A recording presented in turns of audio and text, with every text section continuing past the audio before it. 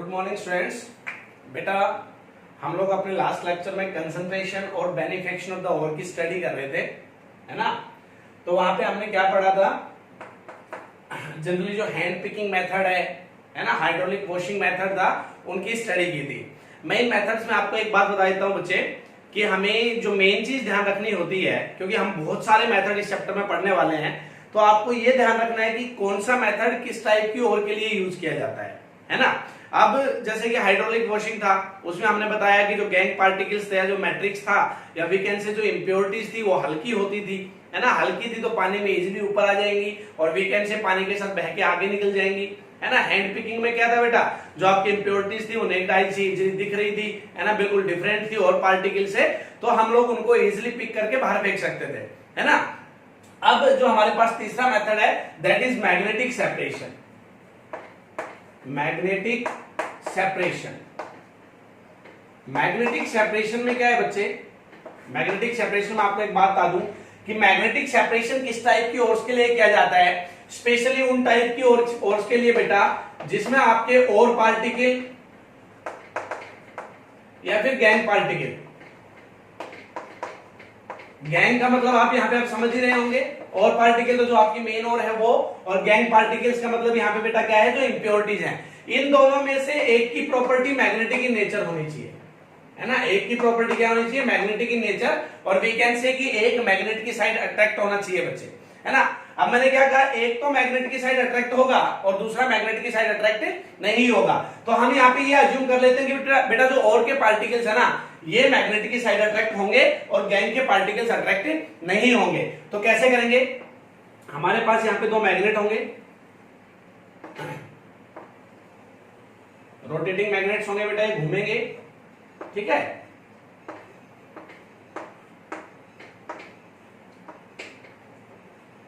हमारे पास यहाँ पे दो मैग्नेट है बेटा, इसके ऊपर एक रोटेटिंग बेल्ट लगी हुई होगी, ये रोटेटिंग बेल्ट है, ठीक है, ध्यान देना, ये रोटेटिंग बेल्ट है बेटा। अब मैं क्या करूंगा,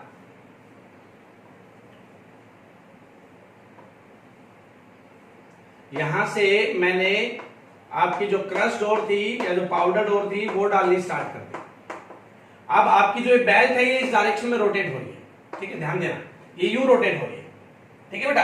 अब यहां से मैंने आपके पाउडर डोर को डाला, पाउडर डोर बेल्ट के साथ साथ यहां तक आएगी। मैंने यहां पे नीचे दो कंटेनर रखे हुए हैं बच्चे, एक मेरा ये है और दूसरा मेरा ये है। This is container A and this is container B.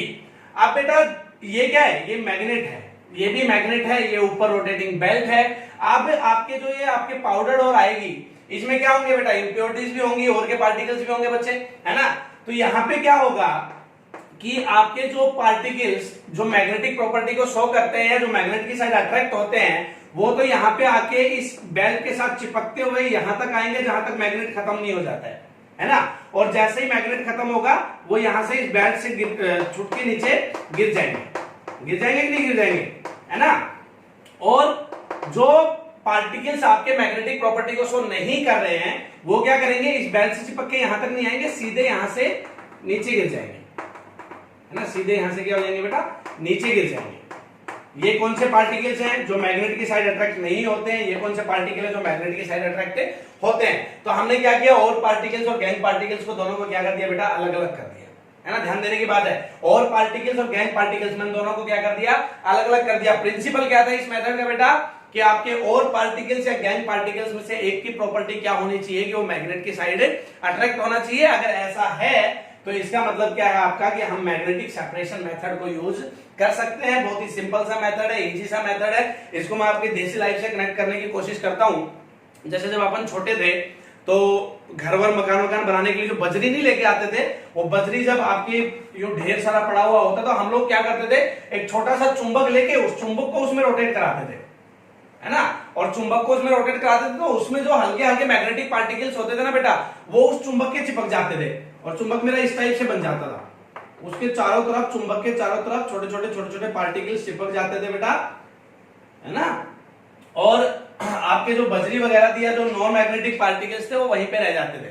तो वो मेरा कहीं ना कहीं छोटे लेवल पे मैग्नेटिक सेपरेशन मेथड ही था बच्चे, है ना, बिल्कुल छोटे से लेवल पे। लेकिन इंडस्ट्री में जब ओर्स की कंसंट्रेशन में मैग्नेटिक सेपरेशन को हम लोग यूज करते हैं बेटा, तो आपका ये मेथड होता है कि मेरे पास दो यहाँ पे मैग्नेट होंगे, एक रोटेटिंग बेल्ट होगी, पाउडर डोर को मैं यहाँ से डालूंगा।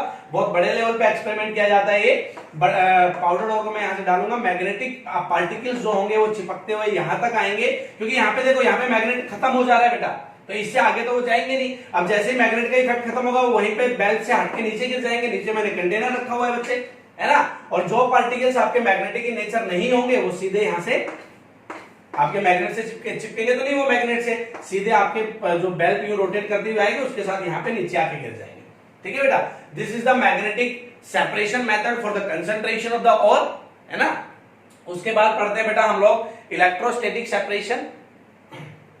उसमें देखो क्या है, आपको मेनली इन मेथड्स के प्रिंसिपल ध्यान रखना है कि कौन सा मेथड हम किस कंडीशन में यूज करेंगे, है ना, क्या प्रॉपर्टीज होंगी आपके और या गैस पार्टिकल्स की, वो आपको ध्यान रखना है। नेक्स्ट है बेटा इलेक्ट्रोस्टैटिक सेपरेशन। देखो बेटा इसमें क्या है, इसका मेन प्रिंसिपल क्या है इलेक्ट्रोस्टैटिक सेपरेशन का, कि आपके जो और पार्टिकल्स होंगे और गैंग पार्टिकल्स होंगे बेटा, उसमें से एक तो इलेक्ट्रिसिटी का गुड कंडक्टर होगा और दूसरा इलेक्ट्रिसिटी का पुअर कंडक्टर होगा, है ना। मैं यहाँ पे और पार्टिकल्स को लिख रहा हूं बेटा, this is the good conductor of electricity and this is the poor conductor of electricity. ठीक है बेटा, एक आपके इलेक्ट्रिसिटी का गुड कंडक्टर होगा, दूसरा आपका इलेक्ट्रिसिटी का क्या होगा बच्चे, पुअर कंडक्टर होगा। और पार्टिकल्स यहाँ पे गुड कंडक्टर ऑफ इलेक्ट्रिसिटी है, गैंग पार्टिकल्स यहाँ पे पुअर कंडक्टर ऑफ इलेक्ट्रिसिटी है। अब हम क्या करेंगे, मेरे पास पाउडर डोर है जिसमें और गैंग दोनों के पार्टिकल्स हैं, एक गुड कंडक्टर ऑफ इलेक्ट्रिसिटी है, दूसरा पुअर कंडक्टर ऑफ इलेक्ट्रिसिटी है। हम वहां पे इलेक्ट्रोस्टैटिक फील्ड अप्लाई कर देंगे, है ना। इलेक्ट्रोस्टैटिक क्या कर देंगे बेटा, फील्ड अप्लाई कर देंगे। इलेक्ट्रोस्टैटिक फील्ड अप्लाई करने के बाद क्या होगा कि आपके जो पार्टिकल्स इलेक्ट्रिसिटी के गुड कंडक्टर है वो इलेक्ट्रिकली चार्ज हो जाएंगे, है ना। जो पार्टिकल्स क्या है बेटा, इलेक्ट्रिसिटी के गुड कंडक्टर हैं, वो क्या होंगे, इलेक्ट्रिकली चार्ज हो जाएंगे। मींस और के जो पार्टिकल्स हैं that will be electrically charge after applying electrostatic field. ये क्या हो जाएंगे, इलेक्ट्रिकली चार्ज हो जाएंगे बेटा। और जो गैंग पार्टिकल्स हैं वो इलेक्ट्रिकली चार्ज नहीं होंगे। अब अगर आपके और के पार्टिकल्स इलेक्ट्रिकली चार्ज हो गए तो क्या होगा कि ये अपने जो सेम चार्ज के इलेक्ट्रोड्स होंगे उनके द्वारा क्या होंगे बेटा, सपोज मैं आपको यहाँ पे एक बेसिक सा रफ डायग्राम सा बना के समझा दे रहा हूं। ये मेरे पास पॉजिटिव इलेक्ट्रोड है ना, सपोज ये मेरे पास पॉजिटिव इलेक्ट्रोड है, ये मेरे पास पाउडर डोर पड़ी थी यहाँ पे, ठीक है। इस पाउडर डोर में मैंने यहाँ पे इलेक्ट्रोस्टैटिक फील्ड अप्लाई कर दी। इलेक्ट्रोस्टैटिक फील्ड अप्लाई करने के बाद जो और के पार्टिकल्स थे वो क्या हो गए, पॉजिटिवली चार्ज हो गए, सपोज। अब पॉजिटिव चार्ज उनके ऊपर आ गया तो ये पॉजिटिव इलेक्ट्रोड उनको क्या करेगा बेटा, रिपेल करेगा, फेंक देगा उनको यहां से। तो ये क्या करेगा, जैसे ही आपका ये पाउडर डोर किसके पास में थी, इस इलेक्ट्रोड के, पॉजिटिव इलेक्ट्रोड के पास में थी, तो ये यहां से सिर्फ और के पार्टिकल्स को क्या कर देगा, दूर फेंक देगा, क्योंकि आपको पता है सेम चार्ज क्या करते हैं, एक दूसरे को रिपेल करते हैं बेटा। और यहाँ पे जो आप बचेगा वो क्या होगा, आपका गैंग होगा, क्योंकि गैंग के पार्टिकल्स यहाँ पे क्या थे, न्यूट्रल थे, है ना। दूर फेंकेगा वो कौन होंगे, और के पार्टिकल्स होंगे, क्योंकि मैंने और को यहाँ पे क्या माना है, गुड कंडक्टर ऑफ इलेक्ट्रिसिटी। ठीक है बेटा, तो electromagnetic separation and electrostatic separation, magnetic field और इलेक्ट्रिक फील्ड दोनों के ऊपर बेस्ड है।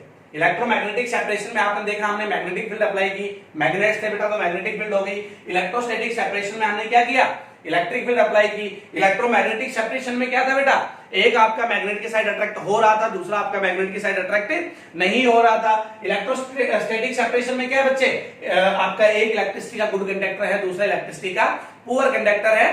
तो आपको मेनली मैं फिर रिपीट कर दे रहा हूं, ये जितने भी मेथड हम लोग एक एक करके पढ़ते जा रहे हैं, आपको मेनली ये ध्यान रखना है कि कौन सा मेथड किस ओर के लिए यूज होता है, उस ओर की क्या प्रॉपर्टीज होनी चाहिए, है ना। जैसे मैंने यहाँ पे बताया इलेक्ट्रोस्टैटिक सेपरेशन के लिए ये प्रॉपर्टीज है, मैग्नेटिक का मैंने अभी थोड़ी देर पहले आपको बताया। तो एक एक करके हम इन मेथड को जैसे जैसे आगे बढ़ते हुए जाएंगे, तो जैसे मेरा जो अगला मेथड आएगा नेक्स्ट वाले लेक्चर में मैं आपको कराऊंगा, that is froth flotation process, leaching है ना।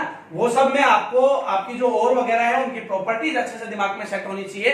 बहुत ही इंटरेस्टिंग सा और इजी सा चैप्टर है ये, बोर्ड पॉइंट ऑफ व्यू से बेटा कम 4 से 5 नंबर कंटेन करता है। और इसमें आपका आगे बहुत सारे एक डायग्राम भी आएगा, दैट इज एलिंगम डायग्राम, जिसके ऊपर नीट और आईआईटीज में भी बहुत सारे क्वेश्चन आते हैं। तो मैं आपको ये बताना चाह रहा हूं कि थोड़ा सा इंटरेस्ट लेके कि कौन सा प्रैक्टिकली इमेजिन करें कि ये मेथड कैसे इंडस्ट्री में अप्लाई किए जाते होंगे, है ना, और वैसे कर करके इन मेथड्स को एक एक करके दिमाग में डालें। आई होप आपको अच्छे से समझ आ रहा होगा बेटा। हम अपने नेक्स्ट लेक्चर में स्टार्ट करेंगे froth flotation process. Thank you.